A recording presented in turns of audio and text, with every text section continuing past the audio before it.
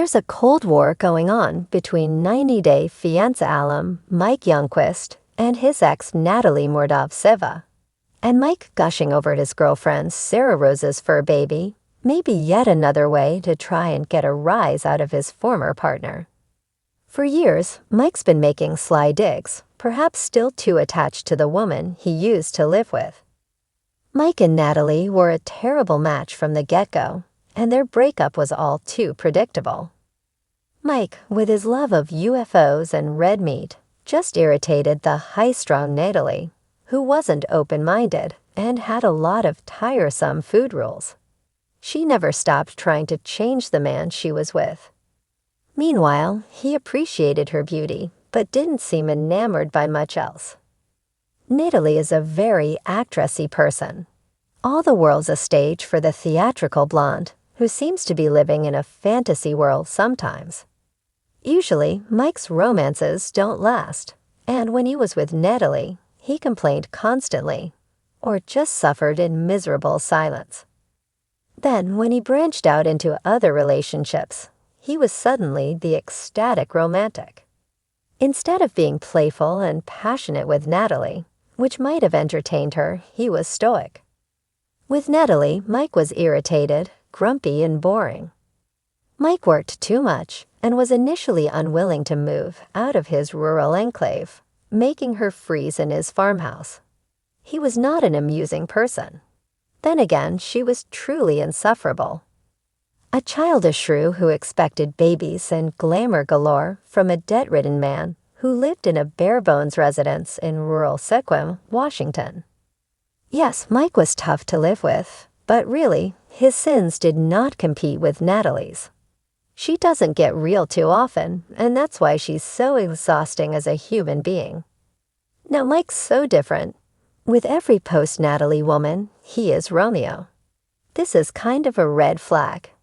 It seems like he's hamming it up to try and make it seem like he's happier than ever.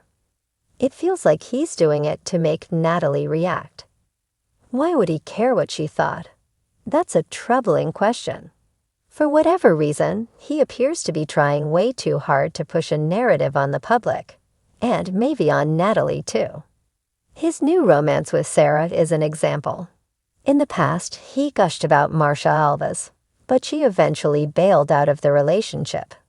He made it sound like Marcia was the love of his life. Now with Sarah, it's the same thing. He's cuddling her dog, which is now, apparently, their baby, and generally playing the elated family man. Is Mike, who calls his new lady a sugar queen in the post above, really such a simple soul? Can he be happy with any woman who isn't Natalie? Or is this an act he's putting on to make Natalie jealous? While the two were troubled to a startling degree, it's possible that he still thinks about her, but why? Instead of moving on, he seems to be play-acting to Natalie, who's in the Instagram peanut gallery, and undoubtedly aware of his performances, even though she may try to tune him out. Mike could make things work with Sarah, but if his past is an indicator of his future, this relationship will eventually crash and burn just like all the others. Then what? Yes, he could have found true love, but really, although Mike can be funny and interesting, his lifestyle may be too quirky to please a woman long-term. He seems like a workaholic who falls for women, and then begins toxic cycles that lead to dismal breakups. Natalie's no different. In fact, in this sense, the two are so alike. Does Mike want Natalie back? Are his "I'm so happy" posts really desperate cries for help? It's not impossible. While troubled relationships are usually doomed, they can have a sort of high-octane appeal. They provide some thrills and chills, spicing up life. Yes, they typically end in tears, but it's pretty safe to say that some people get addicted to the highs and lows. Normal relationships may actually seem boring by comparison. People often want what isn't good for them. Whether it's booze, junk food, or whatever, the world offers all manner of unhealthy delights. Some people just don't have the self-control to say no. That's why there's always the chance that Mike misses the bizarre and confounding dynamic that he and Natalie shared. What's going on? All of Mike's try-hard Instagram posts, a marriage that always has strong revenge romance vibes, don't necessarily convince the world that he's found true love. They actually raise questions about the negative patterns he's locked into. Would a happy person need to put it all out there like this? Wouldn't they just enjoy their private life to the max? What people put online is curated for audiences. Most people carefully consider how they appear online. They want to present themselves as perfect beings. Even vulnerable posts can have a humble bragging quality. There's an inherent narcissism to posting online.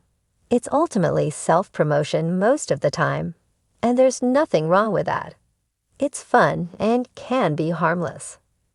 The issue is that Mike seems to aim his happiness at his ex.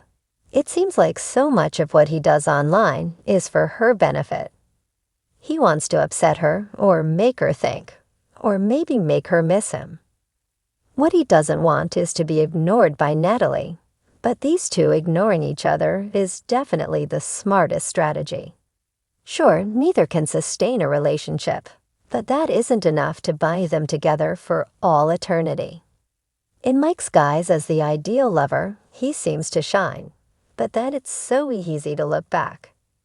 Was he really a dream partner ever? No, not even close. He had a wry sense of humor, and he was bright. Beyond that, he had issues, from money problems to passive aggression, which doomed his relationship with a stunning but histrionic Natalie.